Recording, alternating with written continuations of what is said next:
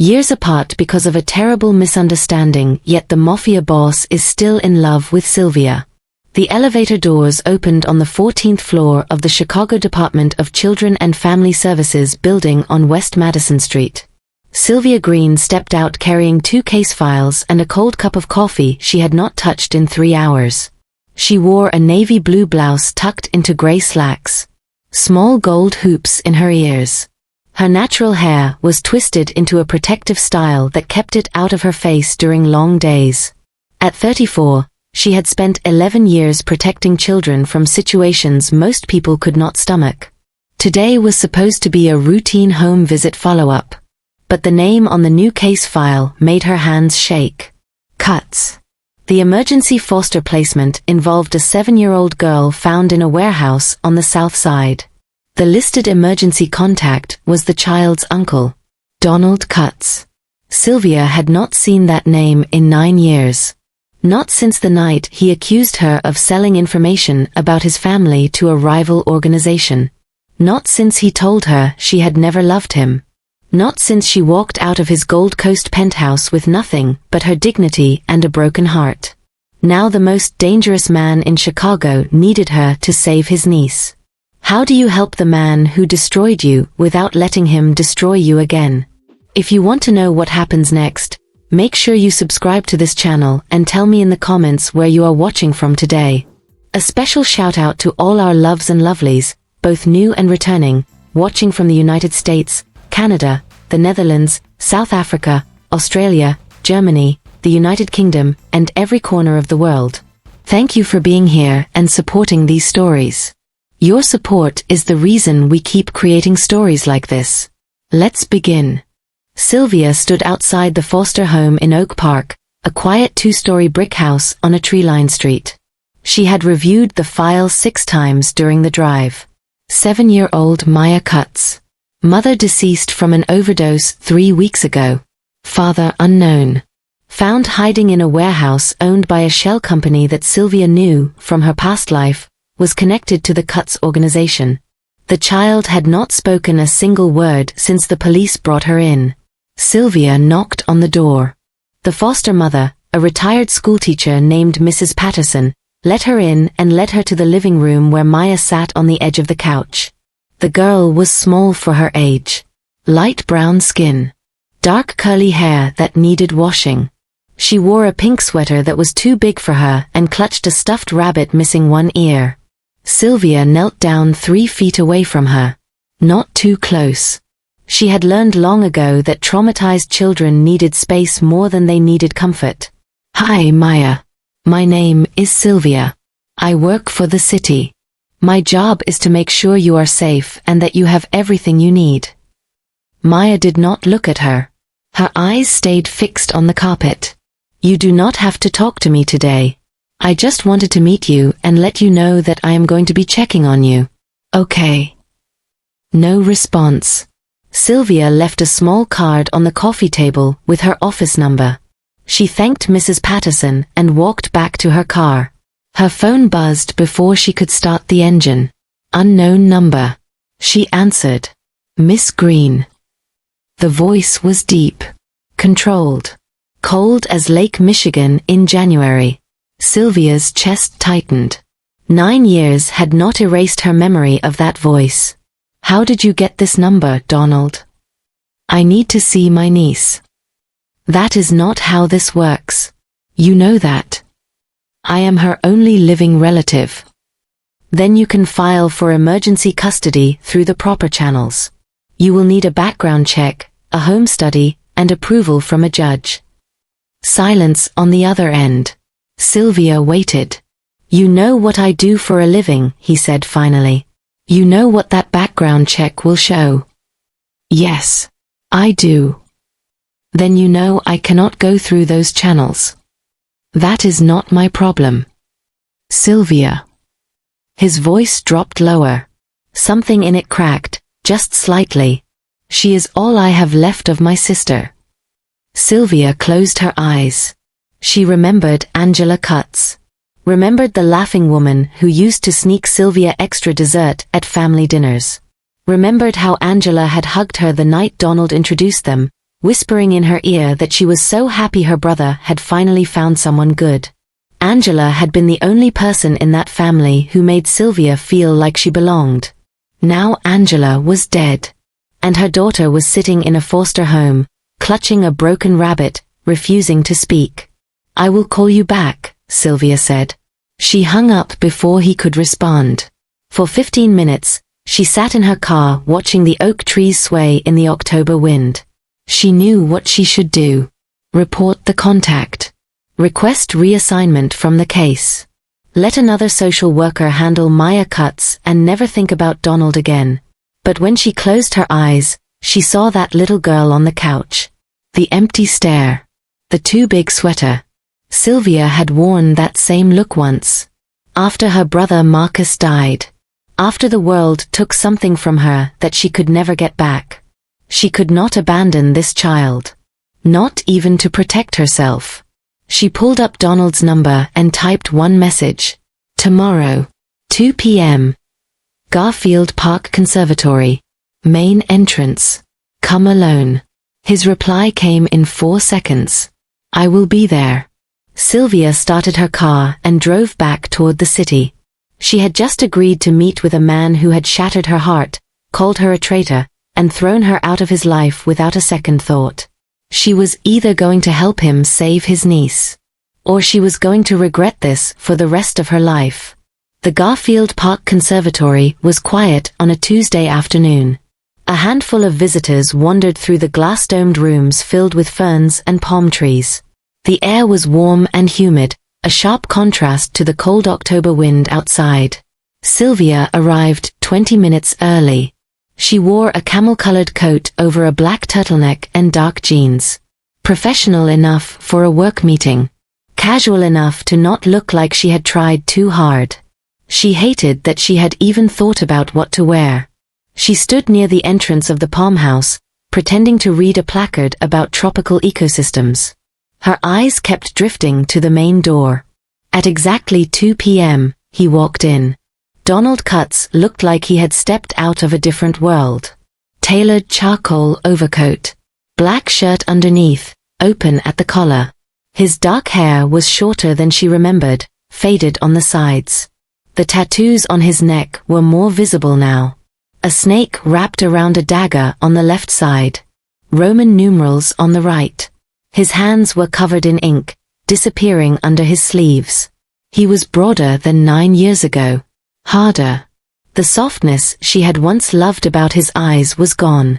He spotted her immediately. Walked toward her with the same controlled stride she remembered. Every step deliberate. Every movement measured. He stopped 5 feet away. For a long moment, neither of them spoke. You look good, he said. Do not do that. Do what? Pretend this is a reunion. It is not. I am here about Maya. That is all. Something flickered in his jaw. He nodded once. Fine. Tell me what I need to do.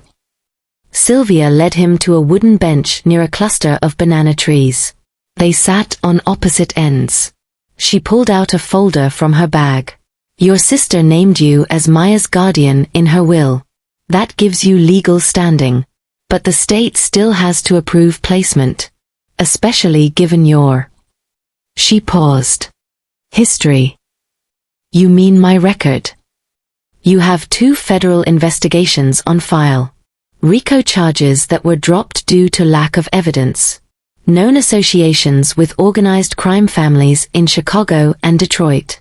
Your home study would be flagged before it even started. Donald leaned forward, resting his elbows on his knees. His hands clasped together. The tattoos on his knuckles spelled out a word she could not read from this angle. What if I had someone vouch for me? Like who? Like you. Sylvia almost laughed. You cannot be serious. You are her caseworker. Your opinion carries weight. If you recommend supervised visitation as a first step, the court will listen. And why would I do that? He turned to look at her. His dark eyes held something she had not expected. Not anger. Not arrogance. Pain. Because you know me, Sylvia. Better than anyone. You know I would never hurt that child. You know I would die before I let anything happen to her. Sylvia felt her throat tighten. She looked away, focusing on a woman pushing a stroller through the far end of the conservatory. I knew you 9 years ago. I do not know who you are now. I am the same man. The same man who threw me out of his home? The same man who called me a liar and a traitor without letting me say a single word. Donald was silent. Sylvia stood up. She needed distance. She walked toward the glass wall, watching raindrops begin to streak down the outside. You know what the worst part was? She said quietly. I would have explained everything. I would have told you exactly what happened. But you did not want to hear it. You had already made up your mind about me. I know. She turned around. Then why should I help you now? He rose from the bench, walked toward her slowly, stopped 3 feet away. Because this is not about me. It is about Maya. She lost her mother. She has no one else. And I know you, Sylvia. I know you became a social worker because you wanted to protect children who could not protect themselves. I know you took this job because of what happened to Marcus. Sylvia flinched at her brother's name. Do not, she whispered. Do not use him to manipulate me. I am not manipulating you. I am telling you the truth. You are the only person who can help her. And you are the only person who can help me get to her. He reached into his coat pocket and pulled out a photograph. Held it out to her. Sylvia took it. It was a picture of Angela and Maya. They were at what looked like a birthday party. Angela was laughing, her arms wrapped around her daughter. Maya was grinning at the camera, chocolate frosting smeared on her cheek. That was taken 6 months ago, Donald said. Before Angela relapsed. Before everything fell apart. Sylvia stared at the photo. At the joy on that little girl's face. At the life that had been stolen from her. I will request supervised visitation, she said finally. 1 hour. At a neutral location. If Maya responds well to you, I will recommend extended visits. If she does not, this ends. Donald exhaled. For a moment, the hard mask slipped. She saw relief. Gratitude. Something else she did not want to name. Thank you. Do not thank me. And do not contact me through unofficial channels again. Everything goes through my office from now on. She handed the photo back to him and walked toward the exit. Sylvia. She stopped but did not turn around. I never stopped thinking about you. She pushed through the door and stepped into the cold October rain. She did not look back. The supervised visitation took place 4 days later at a family services center on South Wabash Avenue. The room was designed to feel comfortable. Soft lighting. A small table with coloring books and crayons. A worn couch against the wall. A two-way mirror that Sylvia stood behind, watching. Donald arrived 10 minutes early. He had traded his tailored coat for a simple black sweater. Dark jeans. He looked almost normal. Almost like the man she had fallen in love with a decade ago. He sat on the couch and waited. His hands rested on his knees. He did not fidget. Did not check his phone. Just sat there, still as stone, staring at the door. Mrs. Patterson brought Maya in at exactly 3 p.m. The girl walked slowly, clutching the same one-eared rabbit. She wore a yellow dress that Mrs. Patterson must have picked out. Her hair had been washed and styled into 2 neat puffs. She stopped just inside the doorway. Donald did not move. Did not rush toward her. Did not try to force a connection. Hi Maya, he said softly. I am your Uncle Donald. Your mom used to call me Donnie. Maya stared at him. I brought you something. He reached into his pocket and pulled out a small gold locket. He held it up so she could see. This belonged to your mom when she was your age. Your grandma gave it to her. There is a picture inside. He set the locket on the table between them. Did not push it toward her. Just left it there. Maya looked at the locket. Then at Donald. Then back at the locket. Slowly, she walked to the table. Picked up the locket with her small fingers. Opened it. Inside was a tiny photograph of Angela as a child. Maybe 8 or 9 years old. Smiling. Maya touched the picture with her fingertip. For the first time since Sylvia had met her, the girl's expression changed. Her lower lip trembled. "Mama," she whispered. The word was barely audible through the speaker. But Sylvia heard it. And she watched Donald hear it too. His jaw tightened. His eyes glistened. But he did not cry. Did not break down. He stayed steady for his niece. "Yeah," he said quietly. "That is your mama. She loved you so much, Maya. More than anything in the whole world." Maya clutched the locket to her chest. She looked at Donald with something new in her eyes. Not trust exactly, but recognition. Like she was seeing something familiar in him. "Can I sit next to you?" she asked. Donald nodded. Maya walked around the table and climbed onto the couch beside him. She did not lean against him. Did not reach for his hand. But she sat close. Close enough that her small shoulder almost touched his arm. They stayed like that for the rest of the hour. Donald told her stories about Angela. About how she used to steal cookies from their grandmother's kitchen. About how she once rescued a stray cat and named it President because she said it looked important. About how she used to sing off-key in the shower every single morning. Maya listened. She did not speak again. But she listened. When Mrs. Patterson came to collect her, Maya stood up. She looked at Donald. "Will you come back?" "If they let me, I will come back every single day." Maya nodded. She walked to the door, then stopped and turned around. "You can call me Maya. Not Miss Cutts. That sounds weird." A small smile crossed Donald's face. The first genuine smile Sylvia had seen from him. "Okay, Maya." The girl left with Mrs. Patterson. Donald stayed on the couch. He stared at the closed door for a long moment. Then he dropped his head into his hands. Sylvia watched his shoulders shake. Just once. Then he pulled himself together, wiped his face with the back of his hand, and stood up.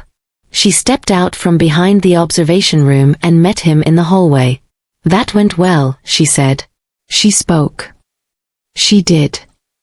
She has not spoken to anyone in 3 weeks. The foster mother told me. "I know." Donald looked at her. His eyes were red at the edges. The hard mask was still cracked. "Thank you, Sylvia.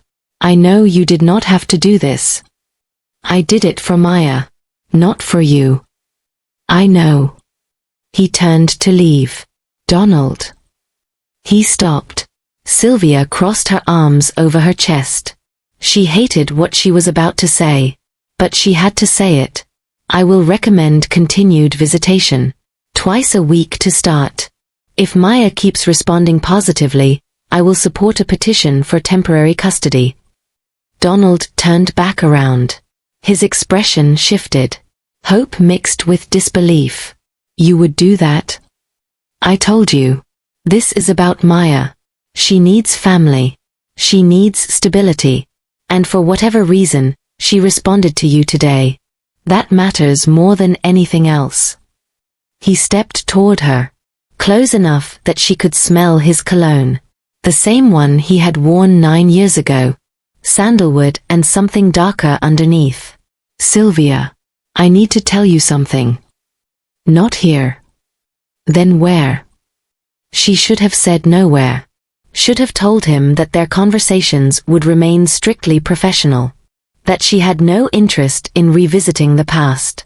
But the look in his eyes stopped her. He was not trying to manipulate her. He was not playing games. He was asking. Genuinely asking. "There is a coffee shop on Michigan Avenue. Intelligentsia. Meet me there tomorrow at noon. You get 15 minutes. 15 minutes is enough." He walked past her and out the front door. Sylvia stood alone in the hallway. Her heart was pounding against her ribs.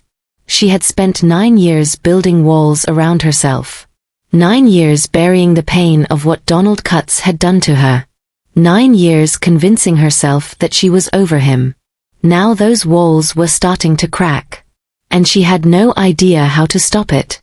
Intelligentsia Coffee on Michigan Avenue was busy during lunch hour. Business people grabbed espressos to go. College students camped at corner tables with laptops. The smell of fresh, roasted beans filled the air. Sylvia arrived first. She ordered a black coffee she did not intend to drink and chose a small table near the back window. Away from the crowd. Away from curious eyes. Donald walked in at exactly noon. He had dressed down again. Dark gray Henley. Black jacket. Jeans. But even in casual clothes, he drew attention. Something about the way he moved. The way people instinctively stepped aside to let him pass. He ordered nothing. Just walked straight to her table and sat down across from her. 15 minutes, Sylvia said. Talk. Donald folded his hands on the table. The tattoos on his fingers spelled loyalty across his knuckles. She had never noticed that before. 9 years ago, I received photographs. You meeting with Vincent Caruso at a restaurant in River North. You handing him an envelope. Him handing you cash. Sylvia felt her stomach drop. Vincent Caruso. The name she had tried to forget for nearly a decade. The man who had destroyed her life without ever touching her. I know about the photographs, she said quietly. At the time, I believed what I saw. Caruso was my enemy. Had been trying to take over my family's territory for years. And there you were. The woman I loved. Meeting with him in secret. Taking his money. And you never thought to ask me what actually happened. No, I did not. Why? Donald looked down at his hands. For a long moment, he said nothing. Because I was already looking for a reason. Sylvia frowned. What do you mean? I was falling in love with you, Sylvia. Real love. The kind that makes a man want to change. Want to leave everything behind. And that terrified me. He looked up at her. His dark eyes were steady now. No more cracks in the mask. Just raw honesty. My father built our organization. My grandfather before him. I was raised to believe that loyalty to the family came before everything. Before happiness. Before love. Before my own life. So you pushed me away. I used those photographs as an excuse. Told myself you had betrayed me. Told myself I was right to end it. Because the alternative was admitting that I wanted out. That I wanted a different life. With you. Sylvia's hands trembled around her coffee cup. She set it down before he could notice. That does not excuse what you did. No, it does not. You called me a liar. A traitor. You said I never loved you. That I was just using you to get information for your enemies. I know. You threw me out in the middle of the night. Told your security to escort me from the building like I was a criminal. I know. I lost everything, Donald. My reputation. My sense of safety. I had to leave the city for 2 years because I was afraid Caruso would come after me for failing to deliver whatever he thought I had promised him. Donald's expression shifted. Something dark passed through his eyes. What do you mean, failing to deliver? Sylvia realized she had said too much. But it was too late to stop now. Caruso approached me 3 months into our relationship. He knew who I was. Knew I was dating you. He wanted information about your operations. Said if I helped him, he would make sure my brother's medical bills were taken care of. Donald went very still. Marcus. Marcus was dying. You knew that. The treatments were experimental. Insurance would not cover them. I was drowning in debt. So you agreed to help Caruso? I agreed to meet with him. Once. To hear what he wanted. Sylvia's voice hardened. And then I told him no. I told him I would never betray you. That I would rather lose everything than sell out the man I loved. She reached into her purse and pulled out a worn envelope. Slid it across the table. The cash he gave me. I never spent it. I have been carrying it for 9 years because I did not know what else to do with it. Donald opened the envelope. Inside were stacks of $100 bills. Old. Wrinkled. Untouched. Why did you keep it? Because I was going to give it back to him. I was going to meet him again and tell him the deal was off. But before I could, you found the photographs. And everything fell apart. Donald stared at the money. His jaw was tight. The vein in his neck pulsed visibly. Caruso set you up. He set both of us up. He knew you would see those photographs and assume the worst. He knew it would destroy us. And it did. Donald stood abruptly. His chair scraped against the floor. A few heads turned in their direction. I will kill him. Sit down. He destroyed your life. He destroyed us. He used your dying brother to manipulate you and then framed you for betrayal. Sit down, Donald. Something in her voice made him stop. He looked at her. Really looked at her. Sylvia's eyes were wet. But her expression was steel. Marcus died 4 months after you threw me out. I was alone. No job. No money. No one to help me bury my brother. I handled it myself. And I rebuilt my life from nothing. She stood and gathered her coat. Killing Caruso will not fix what happened.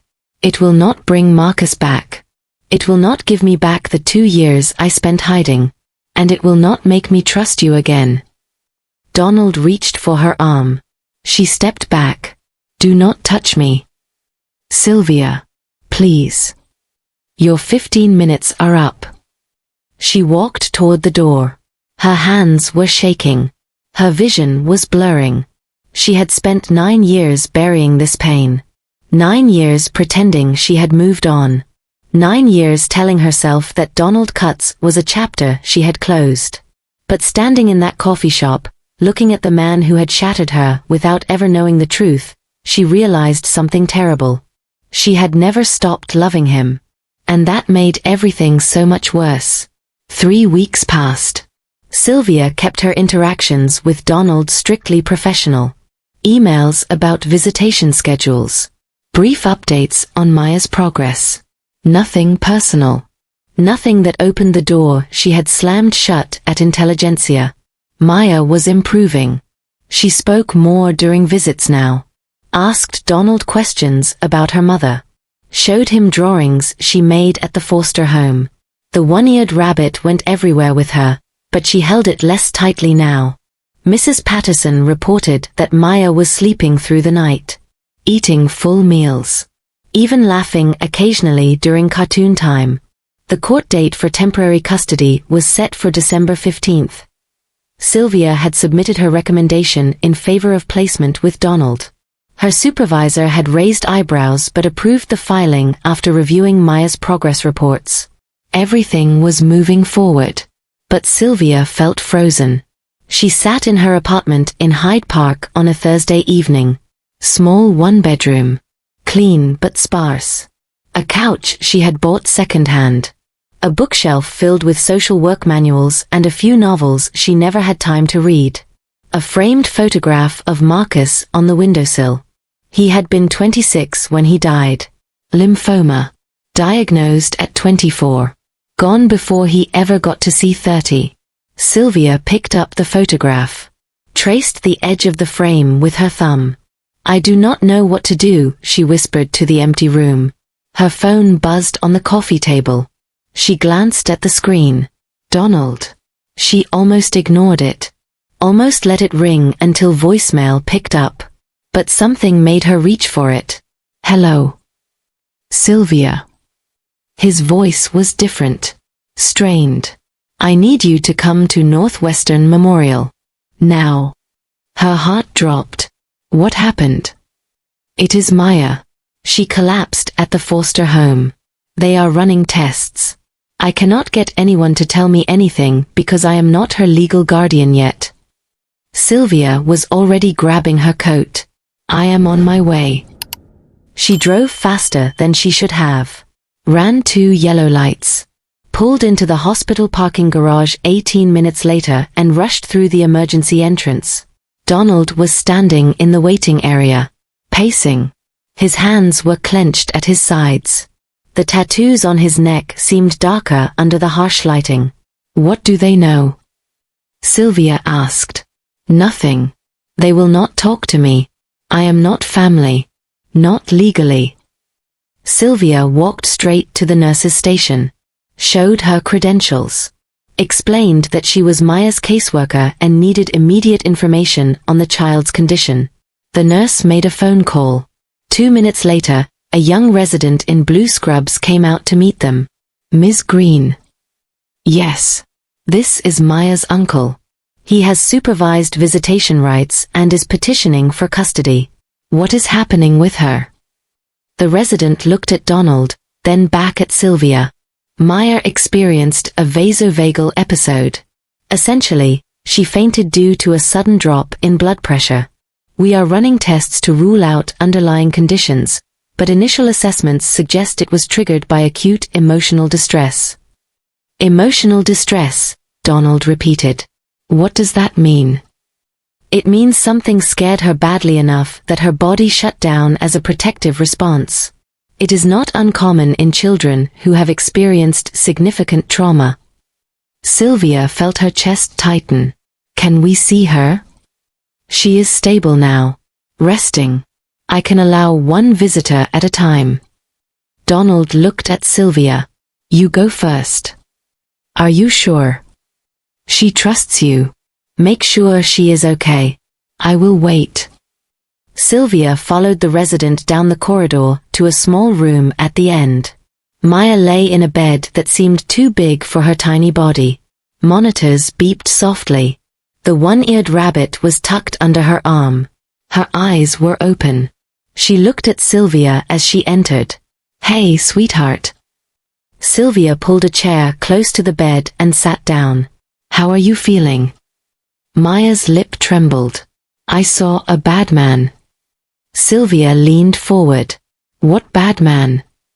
At Mrs. Patterson's house. He came to the door. He had a scar on his face. He asked if I was Angela's daughter. Sylvia's blood ran cold. What did you do? I hid in my room. Mrs. Patterson told him to go away. But I was so scared. And then everything went dark. Sylvia forced her voice to stay calm. You did the right thing, Maya. Hiding was smart. You are safe now. Is Uncle Donnie here? He is right outside. Do you want to see him? Maya nodded. Sylvia kissed the girl's forehead gently. I will send him in. And Maya, I promise you, no one is going to hurt you. Okay. Maya clutched her rabbit tighter. Okay. Sylvia walked back to the waiting area. Donald stood the moment he saw her. She is okay, Sylvia said. Resting. She wants to see you. Relief flooded his face. He started toward the corridor, then stopped. Thank you, Sylvia. Go. Be with your niece. He disappeared down the hall. Sylvia stood alone in the waiting room. Her mind was racing. A man with a scar. Asking about Angela's daughter. Showing up at the foster home. Someone was looking for Maya. And Sylvia had a terrible feeling she knew exactly who it was. Sylvia waited until Donald emerged from Maya's room 45 minutes later. His face was softer now. The tension in his shoulders had eased slightly. But when he saw Sylvia's expression, the hardness returned. What is wrong? She gestured toward a quiet corner of the waiting area. Away from the nurse's station. Away from other families scattered across the plastic chairs. Maya told me something. A man came to the foster home today, scar on his face. Asked if she was Angela's daughter. Donald's entire body went rigid. His hands curled into fists at his sides. Describe him. I only know what Maya said. Scar on his face. That is all she noticed before she hid. Tomás Vega. Sylvia frowned. Who? Caruso's enforcer. He has a scar running from his left eyebrow to his jaw. Got it in a knife fight 10 years ago. The name Caruso landed like a punch to Sylvia's gut. The same man who had tried to use her to destroy Donald. The same man who had framed her and ruined her life. Why would Caruso's people be looking for Maya? Donald turned away. Walked 3 steps. Stopped. His back was to her, but she could see the tension coiled in every muscle. Angela owed him money. What? Her addiction. The drugs she was using. Caruso's organization supplied them. She ran up a debt. A big one. I tried to pay it off, but Caruso refused. Said he wanted something else. What did he want? Donald turned back around. His eyes were dark. Haunted. Leverage. Against me. Angela was my weakness. Everyone knew it. When she died, I thought it was over. I thought he would leave it alone. But Maya is still leverage. She is the only thing I have left that I care about. Caruso knows that. And now he is using her to get to me. Sylvia's mind raced through possibilities. Emergency placement transfers. Safe houses. Witness protection. None of them would work fast enough. None of them could guarantee Maya's safety if Caruso's people had already found her. We need to move her tonight. Where? I do not know yet. But she cannot stay at Mrs. Patterson's house. And she cannot go home with you. Your residence is the first place they would look. Donald stepped closer. Close enough that she could see the individual lines of ink on his neck. The snake's eye seemed to stare at her. I have a place. Off the books. A cabin near Galena. My grandmother left it to me years ago. It is not connected to any of my business holdings. Caruso does not know it exists. How can you be sure? Because I have never told anyone about it. Not my associates. Not my lawyers. Not even Angela. Sylvia studied his face. Looking for deception. Looking for the manipulation she had learned to expect from him. She found nothing but desperation. If I agree to this, I am putting my entire career on the line. Taking a foster child off the grid without court approval is grounds for immediate termination. Possibly criminal charges. I know. I could lose everything I have spent 11 years building. I know. And you are asking me to trust you. After everything. Donald reached out slowly. Gave her time to pull away. When she did not, he took her hand. His palm was warm. Rough with calluses she did not remember. I am not asking you to trust me, Sylvia. I am asking you to trust yourself. You know Maya is not safe here. You know the system cannot protect her fast enough. And you know that little girl deserves a chance. Sylvia looked down at their joined hands. At the tattooed fingers wrapped gently around hers. She thought about Marcus.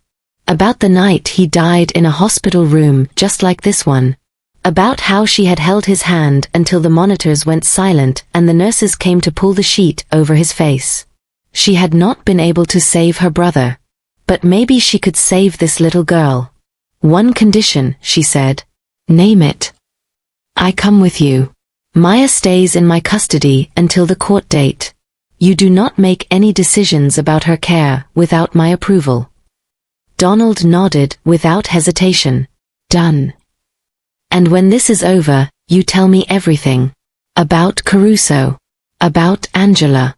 About why you really pushed me away 9 years ago. No more secrets. Something shifted in his expression. The hard mask cracked again. Underneath, she saw the man she had loved. The man who had slow danced with her in his kitchen at 2 a.m. The man who had whispered promises against her skin that she had believed with her whole heart. "No more secrets," he said quietly. Sylvia pulled her hand back. She needed to think clearly. Could not afford to let old feelings cloud her judgment. "I will handle the paperwork. Emergency temporary relocation for the child's safety. It will buy us a few days before anyone starts asking questions." "How long do we have?" "If Caruso's people found the foster home, they will find out Maya was brought here. We need to be gone within 2 hours." Donald nodded. "I will bring the car around. Black SUV. Tinted windows. I will park in the garage on the lower level." He started toward the elevator, then stopped. "Sylvia." "What?" "Thank you.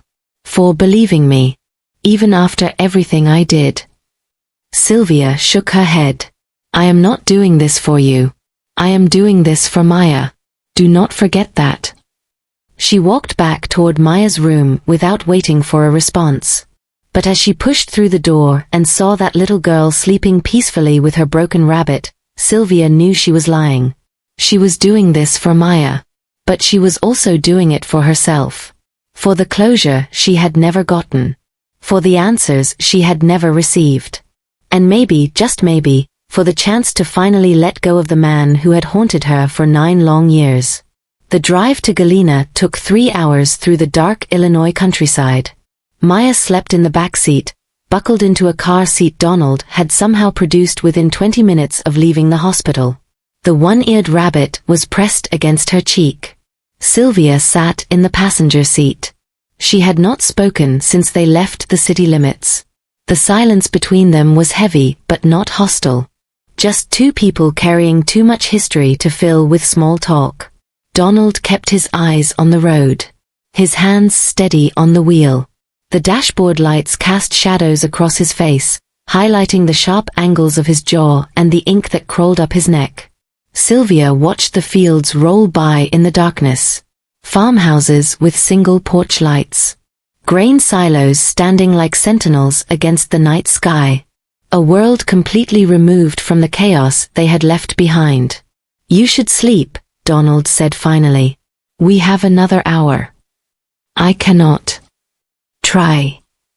"I said I cannot." He glanced at her briefly, then returned his focus to the road. "You always did that. Pushed yourself until you broke. Then acted surprised when you fell apart. You do not get to comment on my habits anymore." "Fair enough." More silence. The highway stretched endlessly ahead. "Tell me about Angela," Sylvia said quietly. "What happened to her after I left?" Donald's grip tightened on the steering wheel. For a long moment, she thought he would not answer. "She got worse.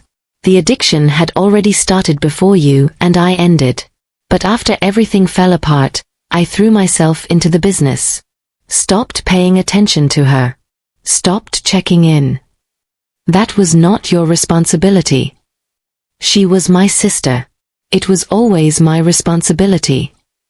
He slowed down as they approached a curve in the road. A deer stood at the edge of the asphalt, eyes glowing in the headlights. It watched them pass, then disappeared into the corn. She had Maya when she was 27. The father was some guy she met at a club. He disappeared before Maya was even born. For a while, having a daughter seemed to help. Angela stayed clean for almost 3 years. What changed? Our father died. Heart attack. Angela found him in his office at the house. She never recovered from that. Started using again within a month. I tried to get her into treatment. Paid for the best facilities in the country. She would stay clean for a few weeks, then relapse. Sylvia thought about her own grief. About the years after Marcus died when she could barely get out of bed. About the nights she spent staring at the ceiling, wondering if the pain would ever stop. She understood relapse. Not with substances, but with despair. with the temptation to give up and let the darkness swallow her whole. Maya was the one who found her, Donald continued. His voice cracked slightly. Angela overdosed in their apartment. Maya hid in a closet for 2 days before a neighbor heard her crying and called the police. Sylvia closed her eyes. The image was unbearable. A 7-year-old girl hiding in the dark, waiting for her mother to wake up, not understanding that she never would. That is why she does not speak, Sylvia whispered. That is why she shut down. The trauma was too much. Her mind protected itself the only way it knew how. They drove in silence for another 10 miles. Sylvia watched the stars appear through breaks in the clouds. Millions of tiny lights scattered across the endless dark. I blamed myself, Donald said. For Angela. For Maya. For you. Sylvia turned to look at him. When I saw those photographs of you with Caruso, I was looking for proof that love was dangerous. That letting someone in would only lead to destruction. Angela's addiction. My father's death.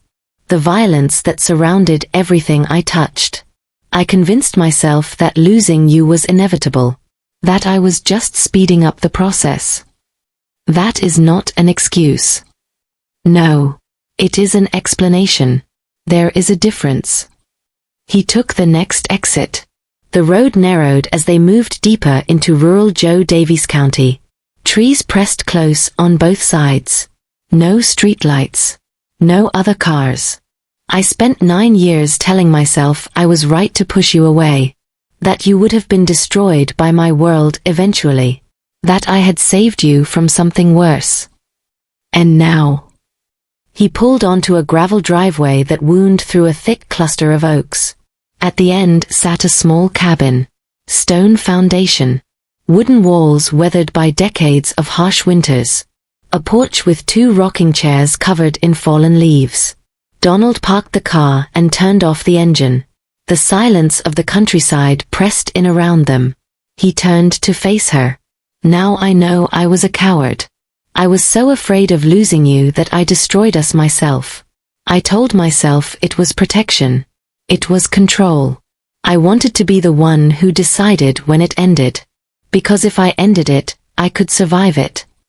His eyes met hers in the darkness. No masks. No walls. Just raw, bleeding honesty. I have regretted it every single day, Sylvia. Every single day for 9 years. And I know I do not deserve your forgiveness. I know I cannot undo what I did. But I need you to understand that losing you was the worst mistake of my life. Sylvia felt tears burning behind her eyes. She had waited 9 years to hear those words. Had imagined this moment 1,000 times in the lonely dark of her apartment. But hearing them now did not feel like victory. It felt like grief. Grief for the years they had lost. For the life they could have built. For the woman she had been before he shattered her trust. I do not know if I can forgive you, she said honestly. I do not know if I even want to. I am not asking for forgiveness. I am just asking for the chance to earn your trust again, however long it takes. Maya stirred in the back seat, made a small sound in her sleep, clutched her rabbit tighter. Sylvia wiped her eyes with the back of her hand. Let us get her inside. We can talk more tomorrow. Donald nodded. He stepped out of the car and opened the back door gently, lifted Maya into his arms with a tenderness that made Sylvia's heart ache. The little girl did not wake, just nestled against his chest and sighed. Sylvia followed them up the porch steps and into the cabin. The inside was simple but clean. A stone fireplace. A worn leather couch. A small kitchen with copper pots hanging from hooks. 2 bedrooms down a narrow hallway. Donald carried Maya to the smaller bedroom and laid her on the bed. Covered her with a quilt that smelled like cedar. Placed the rabbit beside her pillow. He stood there for a long moment, watching his niece sleep. Sylvia watched him from the doorway. She saw the man he had become. Harder. Colder. marked by years of violence and loss. But she also saw the man he had always been underneath. The one who danced with her in empty kitchens. The one who brought her coffee in bed every Sunday morning. The one who told her he loved her like it was the most natural thing in the world. Maybe that man was still in there somewhere. Maybe he had been waiting for her to find him. 3 days passed at the cabin. Sylvia fell into a rhythm she had not expected. Mornings started with coffee on the porch, watching the mist rise off the fields. Maya would wake around 8, shuffle into the kitchen in her pajamas, and eat whatever breakfast Donald had prepared. Scrambled eggs, pancakes, toast with strawberry jam. The little girl was coming alive again. She talked more now. Asked questions about everything. Why did leaves change color? How did birds know where to fly in winter? What was Donald's favorite food when he was her age? He answered every question patiently. Never rushed her. Never dismissed her curiosity. Sylvia watched them together. Saw how natural he was with Maya. How gentle. The tattooed hands that had built an empire of violence now braided a 7-year-old's hair with surprising skill. Angela taught me, he explained when he caught Sylvia staring. She used to make me practice on her dolls when we were kids. Said I needed to learn in case I ever had a daughter. Maya giggled. You would be a funny dad. Funny how? You are too big. And you have too many drawings on your skin. You do not like my drawings? Maya studied his arms seriously. Traced the outline of a rose on his forearm with her tiny finger. I like this one. It is pretty. That one was for my mother. She loved roses. My mama liked sunflowers. Donald smiled softly. I know. She had them at her wedding. Even though it was winter and they cost a fortune. She got married. Almost. A long time ago. Before you were born. It did not work out. Maya nodded like this made perfect sense. Sometimes things do not work out. Mrs. Patterson told me that. Sylvia excused herself and stepped onto the porch. The conversation was too tender. Too intimate. She felt like an intruder on something sacred. She stood at the railing, looking out at the bare trees and the gray November sky. Her phone had been off for 3 days. Her supervisor had probably filed a missing persons report by now. Her career was almost certainly over. And somehow, she did not care. For the first time in years, she felt something other than duty. Other than obligation. Other than the constant weight of saving everyone except herself. She felt peace. The screen door creaked behind her. Donald stepped onto the porch and stood beside her. Close enough that their shoulders almost touched. Maya is taking a nap. She wanted me to tell you that you are invited to tea party later. Attendance is mandatory. Sylvia smiled despite herself. I would not dream of missing it. They stood in silence for a moment, watching a hawk circle lazily above the distant tree line. I heard from my contact in Chicago, Donald said. Caruso is looking for us. But he is looking in the wrong places. He thinks I took Maya to Detroit. My people are feeding him false information. How long will that work? Long enough to get through the custody hearing. Once Maya is legally mine, I can protect her properly. Move her somewhere safe. Give her a real life. And what about Caruso? He will not stop. Donald's jaw tightened. I am handling it. What does that mean? He turned to face her. His expression was calm, but his eyes burned with something dark. It means Caruso will not be a problem for much longer. I am not going to kill him. I know that is what you are thinking. But there are other ways to destroy a man. What ways? The federal investigation that was dropped 9 years ago. The one where I was the target. I have evidence that Caruso was the one feeding information to the feds. He was trying to take me down while pretending to be my rival. Sylvia frowned. He was an informant? Worse. He was playing both sides, taking money from the feds to build a case against me while simultaneously running his own operation. The feds do not know he was double-dealing, but they will, once I deliver the proof. You are going to turn him in. I am going to let him destroy himself. The feds will handle the rest. Sylvia studied him.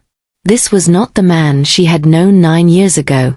That man would have handled Caruso with violence, with blood, with the brutal efficiency that had made the Cut's name feared across the Midwest. This man was choosing a different path. You have changed, she said quietly. I had to. For Maya. For myself. He paused. For the chance that someday you might look at me and not see a monster. Sylvia felt her heart crack open. The walls she had built so carefully over 9 years began to crumble. I never saw you as a monster, Donald. I saw you as a man who was afraid. Afraid of love. Afraid of vulnerability. Afraid of being hurt. I was. And now. He reached for her hand. Slowly. Giving her time to pull away. She did not. Now I am more afraid of losing you again than I am of anything else in this world. Tears slipped down Sylvia's cheeks. She did not wipe them away. I lost my brother. I lost you. I lost 9 years of my life to grief and anger and loneliness. I do not know if I have anything left to give. Donald stepped closer, cupped her face in his hands. His thumbs brushed away her tears. You do not have to give anything. Just let me be here. Let me earn back what I destroyed. One day at a time. For as long as it takes. Sylvia closed her eyes. Felt the warmth of his hands against her skin. The steadiness of his presence. She had spent so long protecting herself. Building walls. Keeping everyone at a distance so they could never hurt her the way he had. But standing here, in the quiet of the countryside, with the man who had shattered her heart and spent 9 years regretting it, she realized something. The walls had not protected her. They had only kept her alone. She opened her eyes and looked at him. Really looked at him. Past the tattoos. Past the reputation. Past the years of pain. She saw the man who loved her. Who had always loved her. Even when he was too broken to show it. One day at a time, she whispered. Donald exhaled. Pulled her into his arms. Held her against his chest like she was something precious. Something worth protecting. They stood there for a long time. Two people who had been torn apart by lies and fear and terrible choices. Two people who had found their way back to each other through the most unlikely circumstances. Inside the cabin, Maya woke from her nap and called out for her uncle. Sylvia pulled back and smiled through her tears. Your niece needs you. Donald kissed her forehead gently. She needs both of us. They walked inside together. The custody hearing took place 3 weeks later at the Cook County Courthouse on December 15th. Sylvia stood before the judge and delivered her recommendation. Maya Cutts should be placed in the permanent custody of her uncle, Donald Cutts. The child had flourished under his care. She was speaking regularly, sleeping through the night, showing signs of genuine emotional recovery. The judge reviewed the file, asked a few questions, noted that Mr. Cutts had no current criminal charges and that the federal investigations had been closed years ago. Temporary custody was granted. A 6-month review was scheduled. Maya held Donald's hand as they walked out of the courthouse. She looked up at Sylvia and smiled. Does this mean I get to stay with Uncle Donnie forever? It means you get to stay with him for now. And if everything goes well, yes. Forever. Maya threw her arms around Sylvia's waist. Thank you for helping us. Sylvia hugged her back. Thank you for being so brave. Donald stood a few feet away, watching them. His eyes glistened, but he did not cry. He just smiled. A real smile. The kind Sylvia had not seen in 9 years. 6 months later, the permanent custody order was signed. 1 year after that, Sylvia moved into the house Donald bought in Lincoln Park. A brownstone with a garden where Maya could play. A kitchen big enough for Sunday dinners. A porch where they could sit together and watch the city lights. Vincent Caruso was arrested by federal agents on 17 counts of racketeering, fraud, and conspiracy. He was sentenced to 34 years in federal prison. He would die behind bars. Sylvia never got her old job back. But she started a private practice helping foster children transition into permanent homes. She worked with families like the one she had helped create. Maya thrived. She started 2nd grade at a private school in the city. Made friends. Joined the art club. Still carried the one-eared rabbit everywhere, though she called him a good luck charm now instead of a comfort object. And Donald Cutts, the man who had built his life on violence and control, learned to build something new. A family. A home. A love that had survived distance and lies and 9 years of regret. On a warm evening in June, Sylvia sat on the back porch of their brownstone, watching Maya chase fireflies across the garden. Donald sat beside her, his hand resting on her knee. "She looks happy," Sylvia said. "She is happy. Because of you. Because of us." Donald turned to look at her. The tattoos on his neck caught the fading sunlight. The hardness that had defined him for so long had softened. Not disappeared. Just transformed into something quieter. Something steady. "I never thought I would get a second chance," he said. "At any of this." Sylvia leaned her head against his shoulder. "Neither did I." They watched Maya spin in circles, arms outstretched, laughing at the tiny lights dancing around her. And in that moment, everything they had lost seemed worth it. Because it had led them here. To each other. To home. Thank you so much for watching this story all the way to the end. It means so much that you spent this time with me. If you enjoyed it, please hit that subscribe button and leave a comment telling me where you are watching from today. I would love to hear from you. Until next time, take care of yourselves and the people you love.